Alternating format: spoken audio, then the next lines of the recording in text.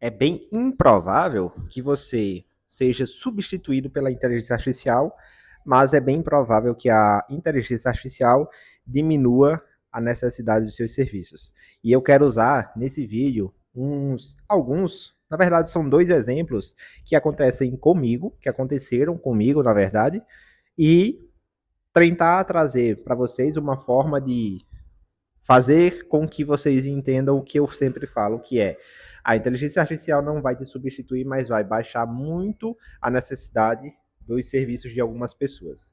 E por consequência, essas pessoas serão, entre aspas, substituídas por falta de necessidade da mão de obra daquela pessoa, né?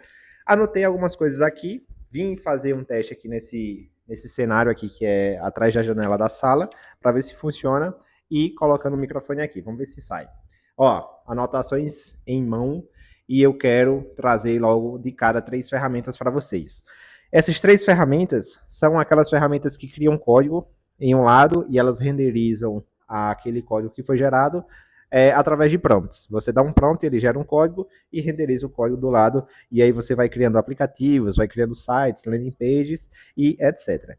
São ferramentas que eu acredito fortemente que designers, gerentes de projeto, gerentes de produto, eles vão ter bastante acesso e essas pessoas vão e devem masterizar bastante essas ferramentas para que elas adquiram mais experiência, mais skills, diversifiquem as suas skills e, consequentemente, essas pessoas elas tenham mais facilidade de se adaptar ao mercado. E é o que eu venho falando a vocês já faz um bom tempo.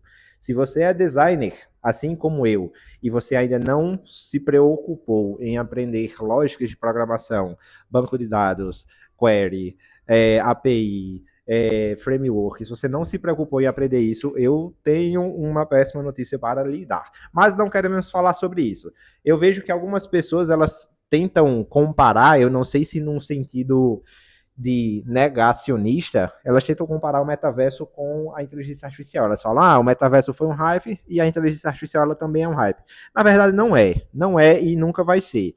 E é assim, não precisa você pensar muito para desconstruir esse pensamento. Porque, vamos lá, se a gente imagina um uso bem clássico. Se a gente imagina que uma inteligência artificial, você cria um modelo lá, um modelo de IA, que ele pode ser utilizado em um hospital, no qual aquele hospital ele guarda tratamentos que deram certos para determinadas patologias e tratamentos que deram errados para determinadas patologias, você vai ver que existe um grande banco de dados online, em nuvem, ou seja, local, mais um banco de dados digital, no qual os próximos médicos podem aproveitar daquele banco de dados gigantesco, sei lá, aquele milhões e milhões de dados ali naquele banco, e eles podem fazer uma pesquisa super rápida utilizando AI de tratamentos que deram certo e tratamentos que deram errado para a doença que aquele paciente ali na frente dele está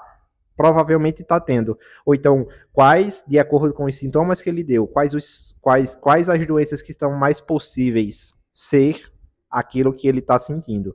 Então, se a gente parar para pensar só nesse caso de uso, a gente já sabe que não vai ser uma coisa que vai passar. Assim, não precisa se esforçar muito. Não tem como ser um hype, no qual vai ser uma coisa famosa e depois o pessoal vai esquecer. Não tem como. Só pensando nesse caso, a gente já entende que é uma coisa que veio para ficar e que veio para mudar muitas coisas muitas coisas como a gente faz muitas coisas hoje em dia. Uma delas é a criação de produtos. E é basicamente sobre isso que eu quero falar, porque eu quero mostrar para vocês que as coisas estão mudando e as coisas vão mudar. Vou dar um exemplo, vou dar 2 exemplos que aconteceram comigo. Quando eu virei líder, boa parte do meu dia ele se ocupou em criar documentações, criar análises, fazer reuniões e estipular prazos, metas, etc. E aí, o tempo que eu tinha no meu dia a dia, antes de integrar a inteligência artificial no meu dia a dia, era muito tempo documentando. Eu passava, acho que facilmente, 70% a 80% do meu dia documentando atividades e em reuniões. E o resto do tempo sobrava para eu fazer alguma prática. Por exemplo, criar um protótipo, fazer um produto, etc. Quando eu criei agentes, lógico, chegou o ChatGPT, a gente foi usando o ChatGPT, depois vieram os agentes, e eu fui criando os agentes para criar documentações, para criar análises que eu forneci para alimentar aquele agente e ele criar exatamente como eu crio, lógico, nunca é 100%, mas ele agiliza 90% do trabalho. Eu continuei entregando o mesmo nível de documentação, porém num tempo muito reduzido. E aí, o que eu quero dizer com isso? Sobrou mais tempo, duas coisas. Sobrou mais tempo para que eu pudesse praticar, sobrou muito mais tempo para que eu pudesse botar a mão na massa, ou seja, prototipar, criar produtos. E, veja bem, é esse o ponto que eu quero chegar. Diminuiu a necessidade que eu tinha de contratar um ou dois outros designers para fazer o que eu não tinha tempo de fazer. Então vamos lá. Se antes eu gastava 80% do meu dia em reuniões e documentações e agora eu gasto, vamos lá, 40%, 30%, aquele tempo que eu precisava para criar um protótipo, para criar um produto, eu iria contratar um ou dois outros designers. Mas agora, quando eu passei a integrar a IA no meu dia a dia, aquele um ou dois designers, ele passou a não ser mais necessário porque sobrou mais tempo para mim. Então, percebe que eu não deixei de contratar eles por falta de skill, não deixei de contratar por falta de habilidades, não deixei de contratar por falta de habilidade. Eu simplesmente deixei de contratar por falta de necessidade. É isso que eu quero que vocês entendam e é isso que eu quero que vocês percebam que vai acontecer com quem continuar, entre aspas, negando as mudanças que o mercado está impondo. E o que são essas mudanças? Eu acredito, não tem como a gente adivinhar, mas eu acredito que uma delas é o designer, falando especificamente do designer, né?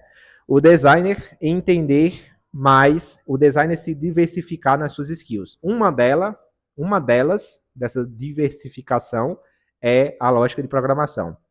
Eu acho que o designer ele vai ter bem mais capacidade de criar produtos, de validar ideias, de validar MVPs e de agilizar bastante o tempo de sair do zero para um, se ele entender lógica de programação, se ele utilizar ferramentas de IA. E aí entram essas ferramentas que eu anotei para vocês. Lovable, V0 e o Google AI Studio que saiu semana passada. Se inscrevam e pratiquem e testem essas ferramentas. Vocês vão ver que sair do zero para o 1 é infinitamente mais rápido e mais fácil do que era 3 anos atrás. Vou dar o segundo exemplo que eu falei para vocês. Nessas últimas 2 semanas, ou nessa última semana, eu testei eu queria botar em prática um teste que eu queria ver o que é que saía se a gente pegasse uma ferramenta dessa e tentasse fazer uma outra ferramenta para uso interno na empresa. E aí surgiu a ideia de fazer um lembrete de bater ponto. Todo CLT, ele precisa bater ponto, né? Bater o ponto de entrada, aí depois ele bate o ponto de saída para o almoço, depois ele bate o ponto de retorno para o almoço e depois ele bate o ponto de saída. E aí depois só no outro dia. Normalmente são esses 4 pontos. O que acontece é que às vezes algumas pessoas elas esquecem de bater o ponto. Então, falei, vamos lá, vamos ver se a gente faz uma ferramenta que lembre as pessoas de bater ponto. E aí, lá no Lovable ele dá 5 prompts diários. 5 prompts diários. Eu acho que demorou, sei lá, uns 3, 4 dias usando esses 5 prompts para que a gente fizesse uma ferramenta que ela gravava a quantidade de horas que você trabalha, a quantidade de horas do seu almoço, e ela fizesse um cálculo automático de quando você bate o primeiro ponto, o segundo ponto, aí o tempo que resta entre o almoço, a entrada do almoço e a saída do almoço, e o tempo restante que você trabalhou do início até o almoço e do retorno do almoço até o final do dia, calculando com a quantidade de horas que você disse que trabalha antes de começar a bater os pontos. Então, o que eu queria trazer são esses 2 exemplos. O primeiro, a minha necessidade de outros designers, ela diminuiu radicalmente e, por consequência, não houve e não haverá essas contratações de outras pessoas por baixa necessidade. E aí entra o que o pessoal fala de substituição. E segundo, a gente conseguiu criar ferramentas totalmente só, sem depender de nenhum outro profissional. Foi um produto robusto, foi um Instagram, foi um Uber? Não, e nem era a intenção de ser. Foi uma ferramenta super simples, mas que foi possível e foi plausível e foi criado usando uma ferramenta em 2, 3, 4 dias. Ou seja, as coisas estão mudando e as coisas vão mudar. Então, eu queria trazer esses dois exemplos e eu queria trazer uma solução, né? Porque às vezes o pessoal fica lá trazendo a palavra do apocalipse e não traz a solução. Como você se preparar diante disso. Qualquer pessoa que tente adivinhar, eu acho que ela está equivocada. Ninguém imaginaria, em 2 anos atrás, que a gente iria ter as ilustrações Ghibli, que saíram, que explodiram esse mês de abril. Ninguém, eu garanto, com certeza absoluta. Se falasse 2 anos atrás, você acha que vai ter o ChatGPT vai ter uma ferramenta que ela ilustra perfeitamente uma foto em modelo Ghibli, por exemplo? Não vai, porque quando a gente pedia imagem, saía o cachorro de 5 patas, ou então uma mão com 6 dedos. E agora está saindo uma foto perfeita e ilustrada de acordo com o modelo do estúdio Ghibli. Então, galera, o que eu recomendo vocês fazerem? A principal coisa, quer dizer, eu acho que é a única, agora é puro achismo meu, é você testar as ferramentas. É testar, não é acompanhar o que está saindo. É testar de fato. É você ir lá, se inscrever, testar, tentar criar as coisas, porque você vai entender como é que aquelas ferramentas estão evoluindo, para onde elas estão evoluindo e para qual caminho você deve evoluir também. O que me faz pensar, e quando eu falo que o designer ele tem que aprender lógica de programação, é porque quando eu uso essas ferramentas, o conhecimento que me é necessário, diferente do que eu já tenho, é entender o que é uma API, é entender como é que eu conecto aquele monte de negócio bonitinho no banco de dados, é entender o que é uma tabela, é entender o que é uma propriedade, ou seja, me faz pensar que o que me falta para fazer aquele negócio bonito todo ficar redondinho é lógica de programação. Ou seja, é isso que eu falo e é isso que eu sugiro para vocês. Eu espero que vocês tenham gostado. Deixem aí o que é que vocês acham que vai acontecer nos próximos meses ou nos próximos anos e me fale se você concorda ou não. Tamo junto e até o próximo.